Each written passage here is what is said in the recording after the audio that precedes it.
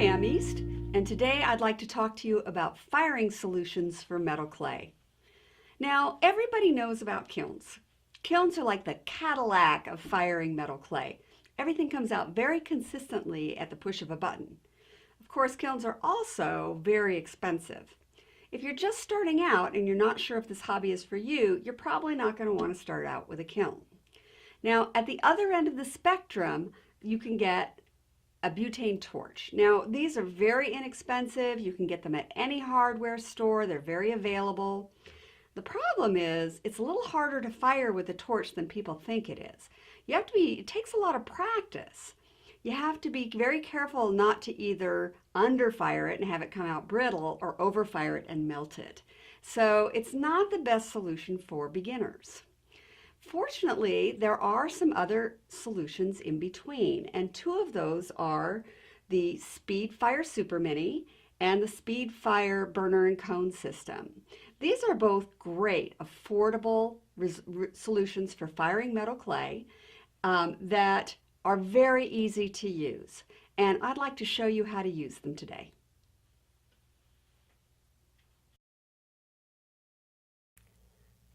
When you get your SpeedFire Super Mini, it's going to come disassembled, and this is great. It stores in a nice small space, it's very lightweight, it weighs less than 2 pounds, and it's super easy to put together. You start by just screwing in the legs. No tools, this whole thing goes together with just your hands.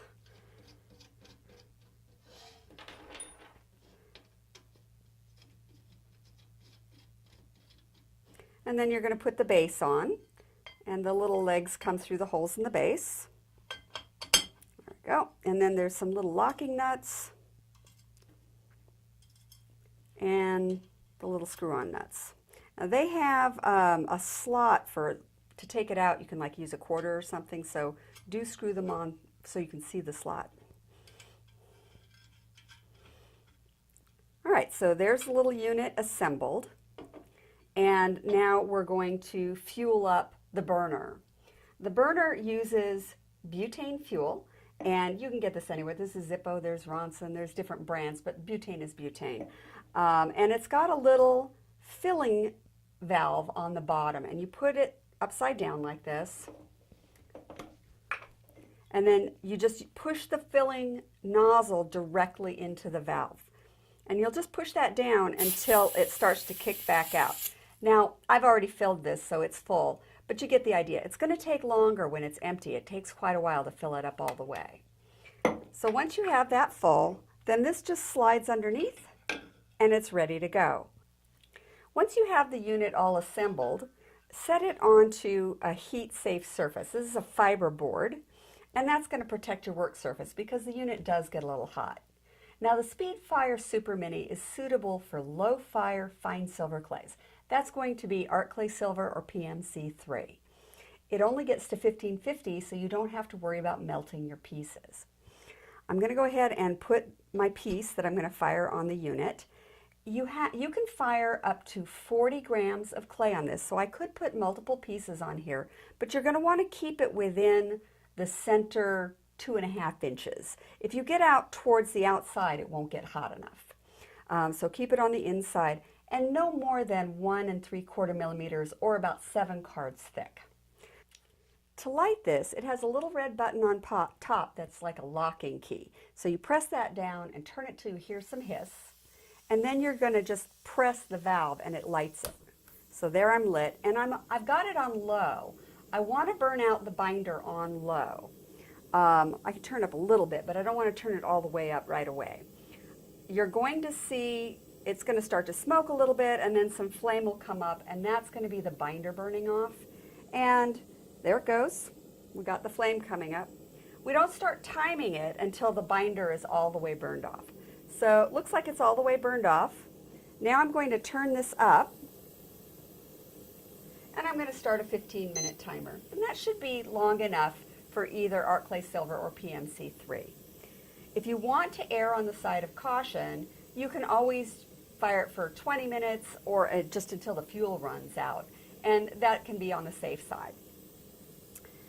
It's not going to turn pink like you normally see with torch firing or some other methods of firing because we're working at a lower temperature. We're not up at 1650 here.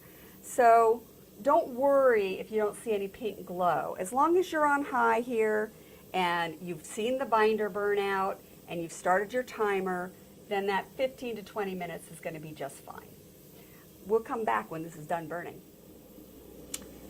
It's almost done burning, just a few more seconds. Oh, there we go.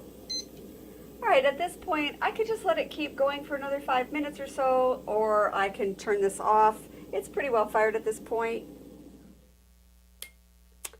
So it's hot. I can just let it cool right there. If I want to use the burner again right away, remember that this unit does get hot. You're going to want to let it cool off before you pull it out to turn it over to refill it.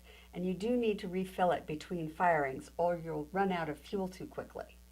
By the time this is cooled off, this will cool off, and then you can just move both at the same time. So it's a very easy unit to use, very economical, and it's less than $100. It's a terrific solution for firing low fire silver clays. With this unit, I can fire art clay silver and PMC3 just like I could before, same 15 minutes.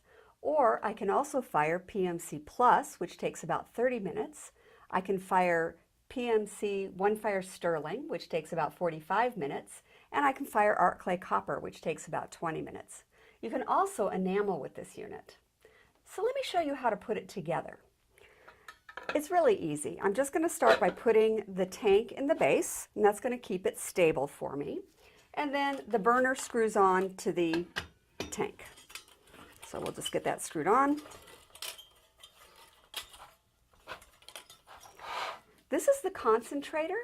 The concentrator is made out of the same material that they make the interior fiber kilns with.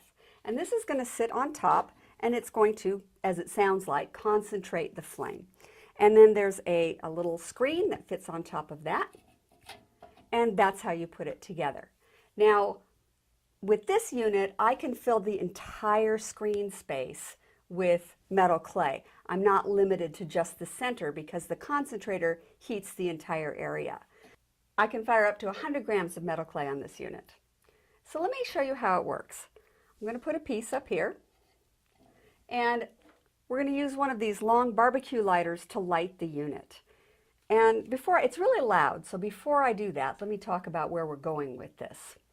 Unlike with the SpeedFire Super Mini, where it fired at a low temperature and we didn't get a color change, with this unit we are going to be looking for a color change. It fires much higher, so we're going to be firing by color. We're going to be looking for that light salmon pink color. So let me get it lit. You just slide that on there and turn her on. There we go. And I'm going to turn it up enough to burn off the binder. You'll see the binder burn off just like you did before. There it goes.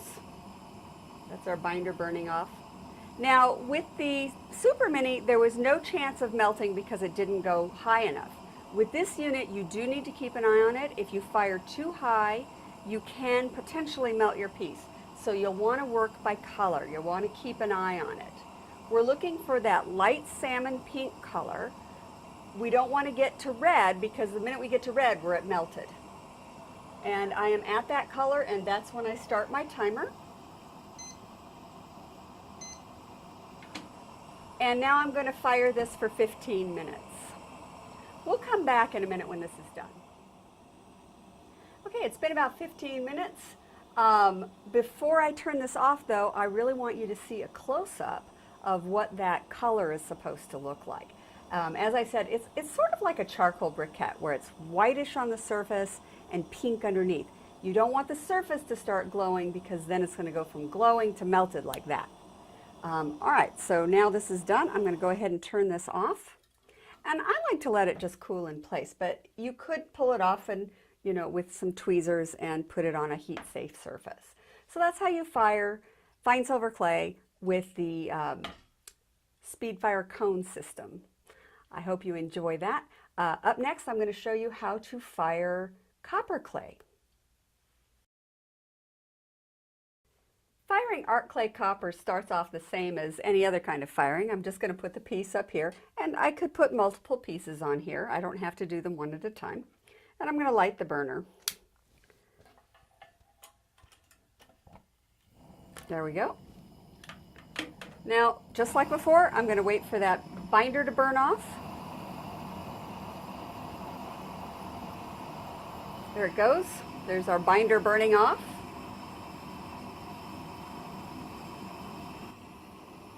All right, again, we're going to do a visual firing, but unlike silver clay where we were going for salmon pink, now we're going for a bright cherry red.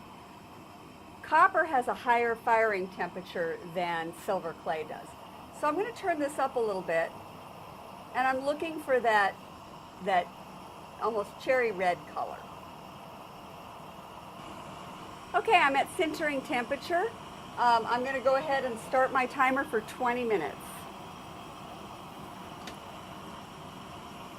We'll come back when the firing is done. Okay, it's been 20 minutes and I'm ready to finish this up. Now, unlike silver clay, I don't want to turn off the burner.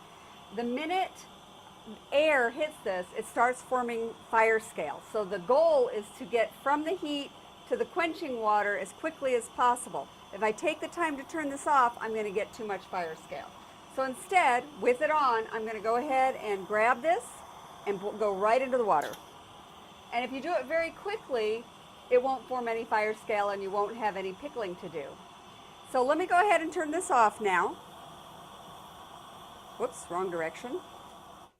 Whew, boy, that thing is loud. And here we go. And all the fire scale came off, so this is ready to rock and roll. So that's it for firing copper clay. Next up, I'm going to show you how to fire enamels. When you're enameling on the SpeedFire burner and cone system, you're going to need a trivet. This is my little adjustable trivet, and it's perfect. It's a nice low profile trivet, and it fits very neatly on top of the unit. You don't want to set your pieces directly on the screen.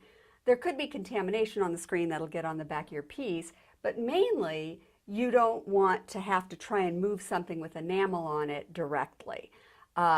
It's just too hard to move it on and off, and you can't turn it on and let it cool down because you'll end up overfiring your enamels. So let me go ahead and fire this up, and I will show you how to fire enamels on this. Whoops, I got to get this thing going the right way. There we go. So unlike before where I had the piece on to start with, this time I'm going to heat this up a little bit before I put my piece on it.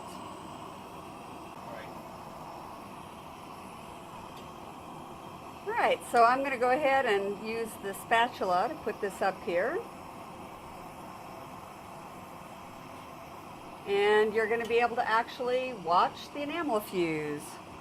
Enamel goes through several stages. It's going to go granular. Granular is when it is starting to fuse, but it still looks like sugar.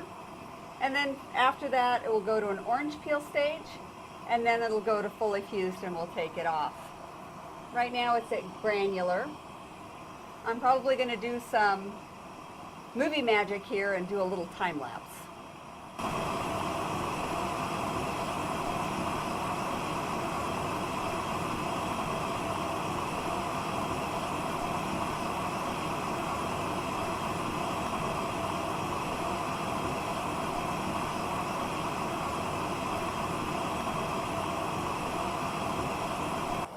Okay, so that looks like it's about done.